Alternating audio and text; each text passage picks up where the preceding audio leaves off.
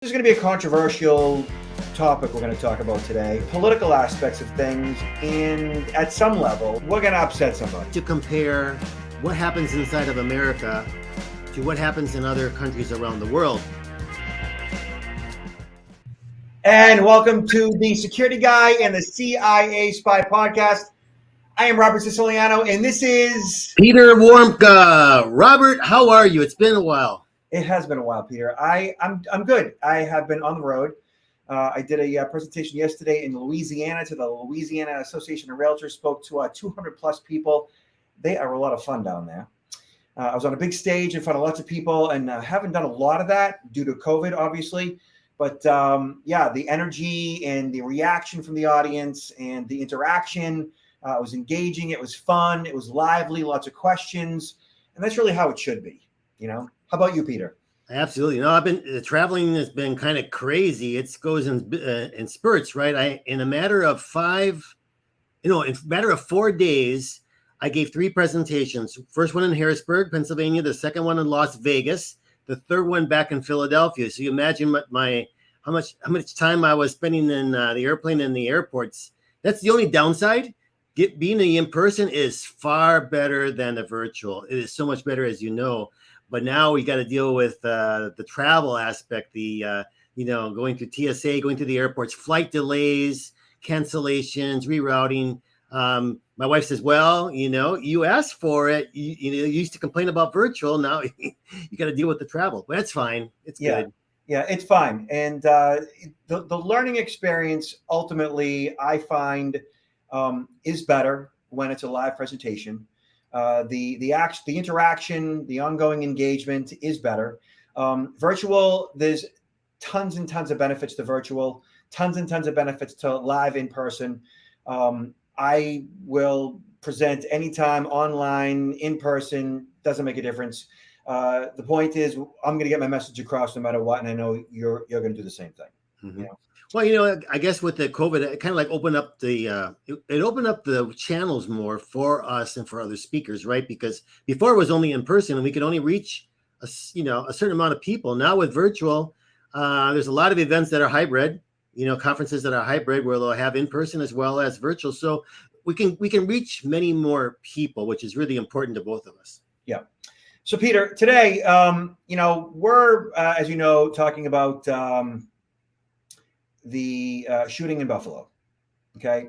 Both of us have experience in issues like this, speaking to issues like this, what to do, how to prevent it, being proactive, what are the signs to look for. Now, I've done plenty of programs on workplace violence and active shooters. And unfortunately, the general public is not getting the message. Corporations aren't getting the message. Government isn't getting the message. Those who see someone, know someone who is acting out, aren't speaking up when they should. Okay. Mm-hmm. And this is going to be a controversial topic we're going to talk about today. We're not going to get into too deep into the weeds regarding things like gun control, but we do need to talk about the political aspects of things and at some level, and how some are stoking the fire.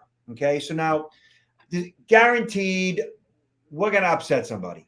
There's no question about it. Okay? We can't point a finger at just one, party or one person or whatever. I mean, it's accountability across so many different facets of our society. No question. Okay. I am going to lead with an article from the New York Times, which I got just, in the past day or so. And it's important that, we discuss this. So the Buffalo killings are part of a pattern. Most extremist violence in the U.S. comes from the political right. Now, no one wants to hear that, but let's just get into the stats, okay? So numbers don't lie. Over the past decade, the Anti-Defamation League counted about 450 U.S. murders committed by political extremists.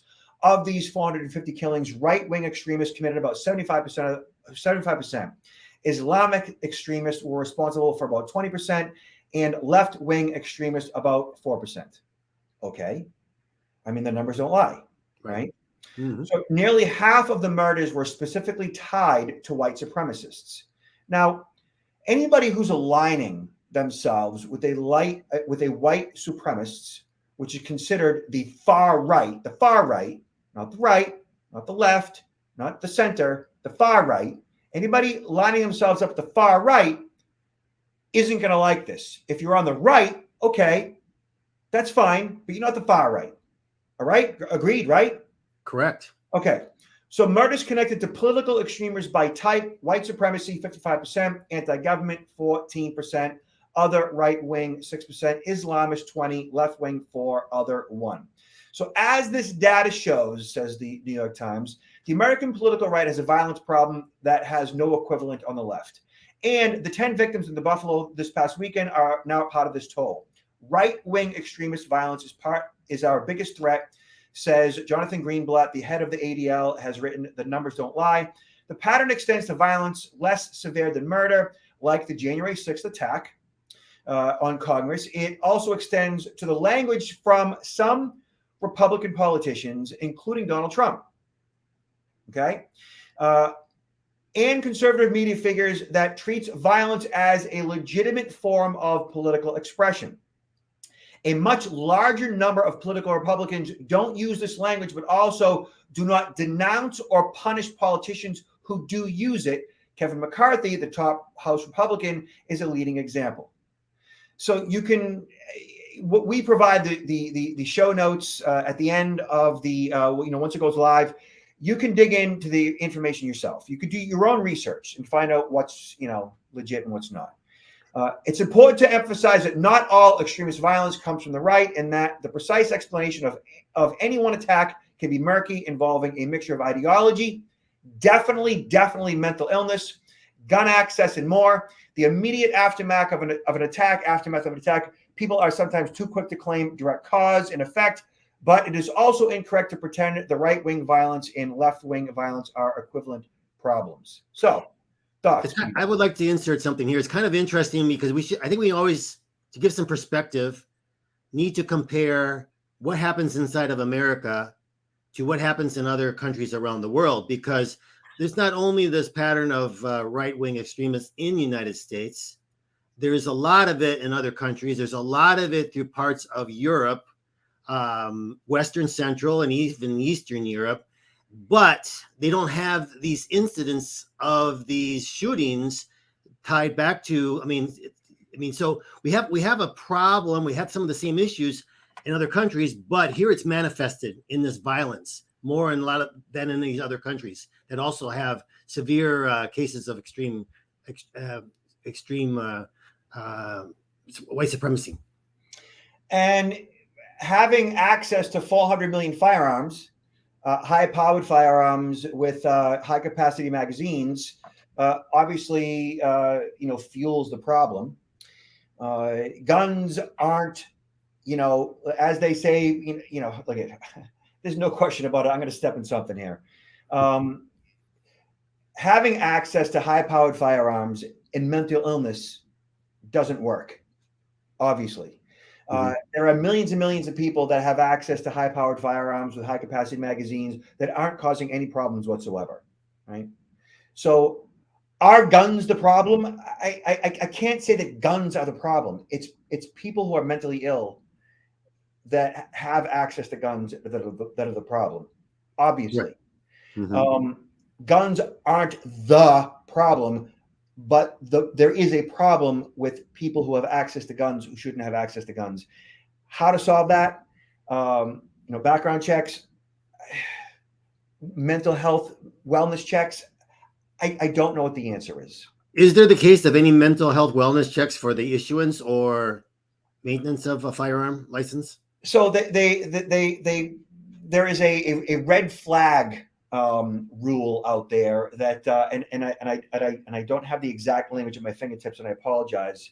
That basically, if somebody is having some type of a mental health crisis, that in certain states you can just go in and just take those guns away. And in this particular instance, even though this person was flagged locally, guns weren't taken away.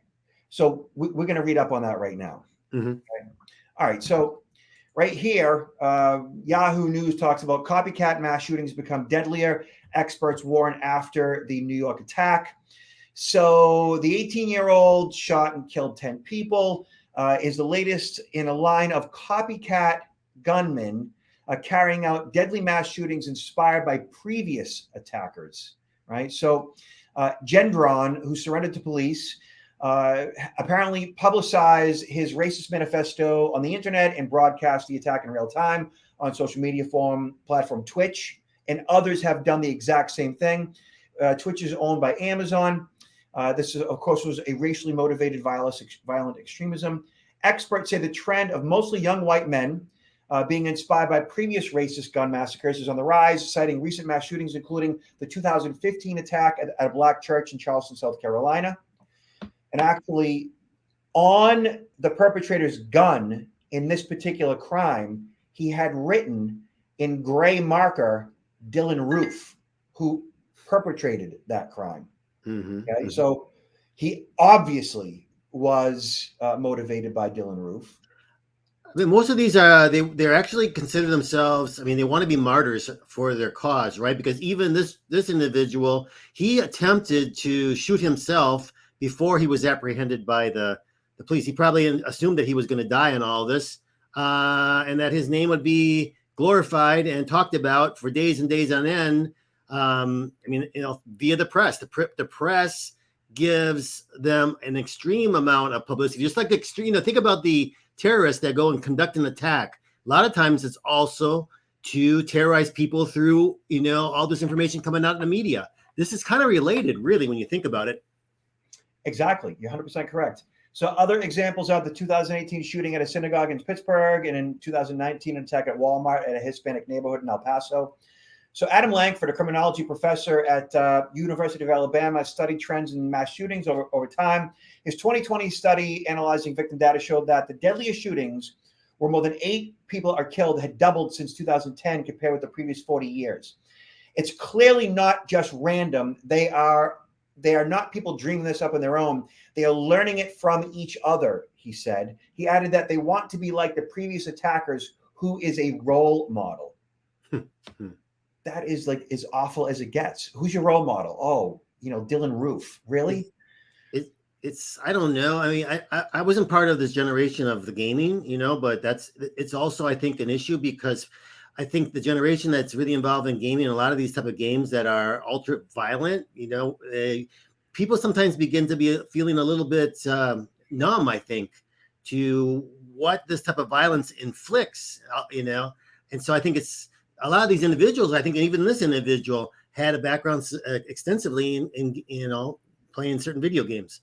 Now, when you make a comment like that, people are guaranteed to say, well, that's a dated comment. Like, they're going to say, like, you don't play video games. You don't know. I play video games all the time and I don't have a problem. Right. Right. Most people don't. Right. Exactly. But here's the problem. People are definitely some people who don't think like you and I do, who are unstable, become desensitized to violence based on the consumption of violent video games. And just they themselves, whether you would consider them, antisocial personality disorder, sociopathic, psychopathic, they don't have the same level of empathy, sympathy, guilt, or remorse as you and I do. And so a video game that glorifies violence, that desensitizes that person in such a way where it becomes a normal for them, and they actually engage and enjoy the process of shooting and thinking in the real world they would enjoy it even more, is a problem. Mm-hmm. Mm-hmm. Do 99.999% of people who play video games experience it in that way? No, but some do. But you can't blame a video game. No. But you definitely have to look at some people who experience this process of playing that video game and what the outcome is. I learned a long time ago that we as human beings, we become what we think about. And so if you are somebody who consumes information all the time about mass killings and begin to find pleasure in that, and the ideology wrapped around replacement theory, whatever it might be, and that you find a certain amount of satisfaction in others who have taken lives of others for a certain cause. As you become what you are consuming, and you become what you think about, you are likely to act on it. Mm-hmm. Well, I think in almost every single case, this doesn't happen in a vacuum where it's like, oh, that's surprising. We never saw anything happen in this individual's past that would indicate that there was a concern. In almost every case, there have been people, whether it could have been maybe, I don't know, they haven't really mentioned too much about his parents, but he's only 18 years old. I would think the parents would have some pretty good insight into his formation and kind of like what he's been going through over the last few years. I would think, given his young age. Then there's going to be maybe a few friends and acquaintances, perhaps coworkers. There's going to definitely be people, and it's been mentioned that he was posting things online. There were people that knew about it. So it's not like this just happened, out of the blue without any sort of indication. Yeah. So as a matter of fact, in the New York Post, they talk about how he had wore a hazmat suit to school, was hospitalized after threatening classmates. The Buffalo accused teen mass shooter once wore a full hazmat suit to school during the pandemic and was later hospitalized for a day and a half after threatening classmates. State police had brought the 18-year-old in to a local hospital for a mental evaluation back in June of 2021 after he made a generalized threat of violence against the school. They didn't provide details about the threat, but a government official previously told the Buffalo News that he had made statements indicating he wanted to do a shooting, either at a graduation ceremony or sometime after. After making the threat, he went to a local hospital. He was there for about a day and a half, evaluated and released. The teen was not on the radar of federal law enforcement, even after writing a 181-page hate manifesto online at some point during detailing his murderous plans. So in every single situation, there are leaks, purposeful leaks of this data, that shows the intentions of these killers. Mm-hmm. They always act out in some way. They tell friends, they tell family, they tell classmates. They cannot not leak it. They want people to know about it. Generally, they're not completely silent about it. Like, they're putting it out there for others to hear them. They want validation, Absolutely. Mm-hmm. And as a mom and dad who see their son going through mental health issues, and he says that he wants to commit a mass killing at graduation, and he still has guns, parents who don't engage are in denial. We've talked about this before. We've seen this. If this man was actually a child, 17 and under, it is likely at this point his parents would probably have been arrested at some point for providing their child with a firearm and not doing something about it. Because we're seeing that more and more. I think unfortunately in this society, so many people, whether it's people or organizations, tend not to want to get involved beyond, what they necessarily have to get involved. They don't want to get involved unless there are consequences for not doing something, if there's like liability. So if there would be, however form that takes, whether there be liability, on the parents in some cases, or on the seller of a particular gun or ammunition, or liability of a judge that maybe released somebody, or liability of someone, a mental health professional that maybe didn't do what they were supposed to do. I don't know. But I think, unfortunately, until there's more liability issues addressed, they're not going to get involved. And it really takes all of us to get more involved. And it really does take, a village, as they say. When you see something, you say something, as the Department of Homeland Security says. And when you recognize someone is coming undone, and of course, if they have access to firearms, if they are expressing threats of violence in some way, definitely get involved, definitely say something, definitely drop a dime. Even if it's somebody that you love, somebody in your own family. We've seen plenty of stories where, moms have turned their sons in. And congratulations, to them for having the gall to do that, the courage to do that. gall not being the right word, courage. It really does, boil down to taking action, even if it's painful. Robert, I don't. Do you know whether or not the answer to this question is hate speech a crime in America? I think hate speech is not a crime. I think threats of violence are. You could say something hateful, but you can't make a threat. Mm-hmm. Like you can say, I, hate you, but you can't say, I'm going to hurt you. Mm-hmm.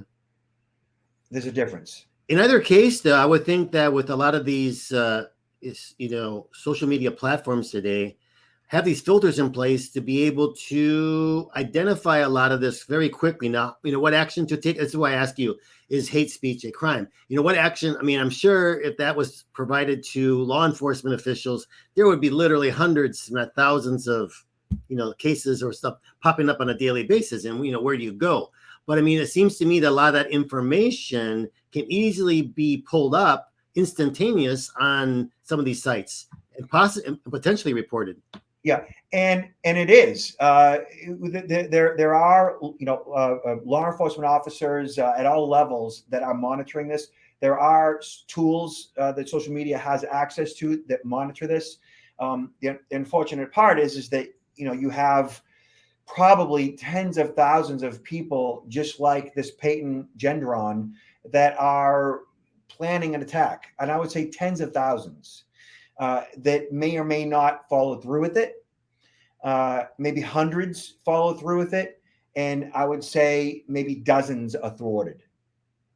Mm-hmm. Right? Only a few are thwarted compared to how many actually are, actually follow through with it. So here MSN talks about a new generation of white supremacist killer shedding blood with internet winks, memes, and live streams. So bored during the early days of the pandemic, he logged into the 4chan message board website to browse ironic memes and infographics and spread the ideas that the white race is going extinct. He was soon lurking on the web, even more sinister fringes, scrolling through extremist and neo-Nazi sites that peddle conspiracy theories and anti-Black racism. It wasn't until he spotted a GIF of a man shooting a shotgun through a dark hallway and then tracked down a live stream of the 2019 killing of 51 people at 2 mosques in New Zealand. That Gendron appeared to have found his calling as a virulently racist copycat mass shooter with a craving for notoriety. He found his calling. He found his idol, right? The 18-year-old from New York, suspected of killing 10 people, appears to represent a new generation of white supremacists. They are isolated and online, radicalized on the internet, memes and misinformation, apparently inspired by live streams to find fame through bloodshed, much of it propelled by convoluted ideas that the white race is under threat from everything from interracial marriage to immigration. Mm-hmm. What is the problem? So we have an integrated society. What's the problem? Let's see what the problem is. Robert, I just thought about this, but it would not surprise me, and I'm not saying that this is the cause of this, but something that's maybe pours a little bit of fuel on the fire. If you were, and my background, right? Intelligence, and always looking at how nation states will try to weaken other ones, who might be bigger threats, right? So here in America, we have the case, with concern about Russia, especially these days, but Russia for the longest period of time, and China, where they do get involved in I referred to this before as active measures, trying to promote certain causes and create divisions within societies. And this is one, and I'm saying that they necessarily establish the forum. Maybe they do establish some of the forums, but they can foment them and add fuel to the fire of these forums where people are exchanging these extremist ideas. You have some of these state actors like Russia, and you have some of the terrorist groups out there. Maybe they disguise themselves not as jihad, but they can easily via the internet get into some of these groups all as well. And it's also the same cause. At the end of the day, they want to destroy Western, society, Western democracies. And so you could have these type of individuals also who are engaged in trying to, promote it. No one talks about that. and if for a recap on what Peter just said, so those of you tuning in, that was said brilliantly, Peter. So essentially, countries like Russia and China and others would love to see us all kill each other. ISIS would love to see us blow ourselves up and have a civil war. And so when you have somebody like this 18-year-old who's online at some of these fringe websites, it's likely that foreign nations are integrated their own people, their own extremists, their own people to fuel the fire, to encourage this kid to pull off what he did, and to help him in the process, and to provide him some level of gratification that he in encouragement to do what it is that he sets out to do, to add fuel to that fire. I remember, during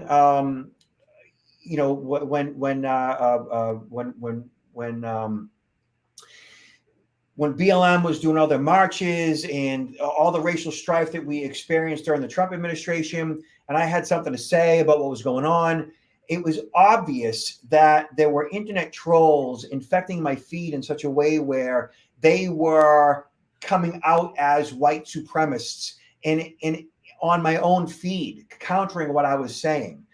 So speaking to, Kaepernick kneeling in the field and why he did what he did, I would speak to it in such a way where, he's doing it specifically because, young black men are being killed by law enforcement officers. And that's a horrible thing. And that's all this man is doing, is bringing attention to that. That's why he's protesting. It's not because of the flag. He's doing it because he wants to bring attention to, young black men being killed.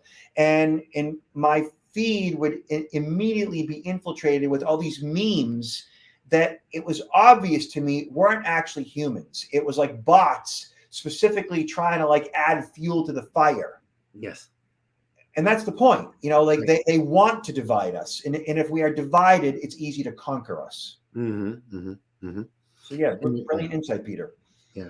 There's so many different, things that have happened in the past, where they've done that. And this is, I think it's a perfect storm for them to be involved in this right now. It really is. All right. So, listen, everybody out there, just pay attention to what's going on around you. Be aware, be alert, know what's going on around the perimeter of your body. If you see something, say something. If somebody in your life is acting up or acting out, definitely drop a dime. I mean, there's nothing wrong with that, especially if it's a mental health issue. People who have mental health issues, they just can't help themselves, and they need help from people around them. Even if they're difficult, in some way, you should bring attention to what's going on. Now, this right here is really important. The CDC came out just this week saying that gun crime wave, warning over summer of violence with kids pressured to carry guns in U.S. war zones after shooting deaths hit record high. So there are fears that this summer will bring a Wild West-like gun violence in U.S. cities where even good kids feel pressure to carry guns. Okay. This feeling of an impending storm follows Monday's CDC analysis of shooting deaths during the pandemic, which reached levels Americans haven't seen since 1968 and disproportionately impacted Black men. So the red states have the highest firearm mortality rates, according to the CDC. That's significant. Think about that. I think there was a rise in shootings during the pandemic, but I think it was more limited to smaller shootings in certain communities, and that's, if you compare it to mass shootings, I think mass shootings overall were way down during the pandemic than during the pandemic. I think these are more incidences, but I think smaller compared to before. And I think now we're starting to see some of the mass shootings again. My fear is that they are right. I mean, that there will be more. And what could happen, it will force us, society, once again, to become more isolationist, right? Because during the pandemic, people weren't going out. They were afraid of getting the virus. They started to do a lot of things online. They're shopping online, attending religious services online, etc. If we get to the point, I hope we don't, but there's that danger that with increased amount of mass shootings, people are going to be afraid to go to the mall. They're going to be afraid to go to Walmart. they're going to be afraid to go to the stores, and they might say, well, I'm going to order this online. I don't want to go out into these places where there's going to be a lot of people. I mean, I hope that doesn't happen, but there's always that risk. I'm not sure I agree, only because I think that people are just so hungry to get out. Mm-hmm. You know, there is definitely going to be a part of the population that will be afraid to leave their house, but I just think that people are just going to get out. We are social creatures. And the other part of it is, like, people say, it can't happen to me. So they function at a level of denial, which actually, like, is a survival mechanism. So that remains to be seen, right? So it says that firearms were involved in 79% of all homicides in 2020, a 35% increase from 2019. According to a May 10th report published by the Centers for Disease Control, there were 19,384 gun murders in 2020, which surpassed the previous high of 18,253 recorded by the CDC in 1993. The sky-high number of firearm murders coincided with the pandemic-fueled spike in gun sales. In 2020, the number of monthly federal background checks for guns purchases were consistently at least 20% higher than the same month in 2019. So it's about to be a crazy summer, and you can feel it in the air, some say. Look at, like, your head being on a swivel, look to the right, looking to the left, knowing what's going on behind you. When you see someone acting up, pay attention, be alert, be aware. I think that, you know, with what's going on out there, people, like, you always hear people talk about, you know, just being real, just be real. And people being real today means them being their true self. And I have a feeling based on observation that people being real is that people who are angry are angrier. People who are kind are kinder. People who are impatient are more impatient, right? People who are violent are more violent. So people are more real. I think over the past 5 to 6 years, people have essentially, whatever they are or whatever they were, they've come out of the closet in so many ways. Their true selves are exposed, and they're not apologizing for it. And you see it all over social media. And I think that's a problem. I think you're right. Because it's causing a significant amount of divisiveness. And it's going to get worse unless people just get nicer. And I don't know if that's even possible. Well, we can't give up. We got to maintain a positive attitude. And I think your comment, really, we got to be aware. Situational awareness. You know, in this country for years, decades, we've kind of didn't have to worry about looking over our shoulder or looking right or left, you know, but in a lot of other countries you do, because I've been living in a lot of these other countries. But people are just sort of like, you know, even when they drive their car, they never look in the rearview mirror or the side mirrors. You just, you know, but you really got to know what's going on, because otherwise you're not going to be able to react. Right. And it's not about being paranoid. It's not about worrying. It's about taking control in such a way where you are on your toes, you're aware, you're alert, you're knowing what's going on around the perimeter of your body, 50 to 100 feet at all times, that you are cognizant of your environment and of all those around you and what their intentions are. What their facial expressions say, what their body language exudes, what their voice is telling you, right? You know, the tonation in their voice. And if you encounter somebody with a firearm who means to do harm, you have two options: run the opposite direction or run towards them. And running towards them, in many situations, if you don't have a firearm, is extremely, extremely volatile and difficult, and for some, virtually impossible. Peter? Yeah, I agree 100%. I just thought about this. I've been conditioned for such a long period of time.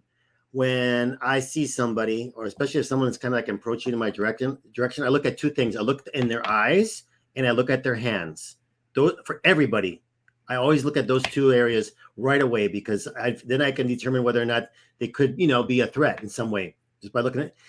And because if you're looking at their eyes, usually if they're going to be a threat, they're going to be, you know, people that are going to be a threat, they're going to be looking at you. They're going to be looking at you, your eyes, and they're probably going to be carrying something. So maybe that's my paranoia, but I feel pretty much more aware of my surroundings by doing by exercising that sort of. Yeah, I don't call that paranoia. I call that training. Mhm. That's your training, Peter. Mhm. And if more people did that, I think that more opportunities where people were acting out would be stopped. Mhm. Yeah. And on that note, Peter, what do you got to plug?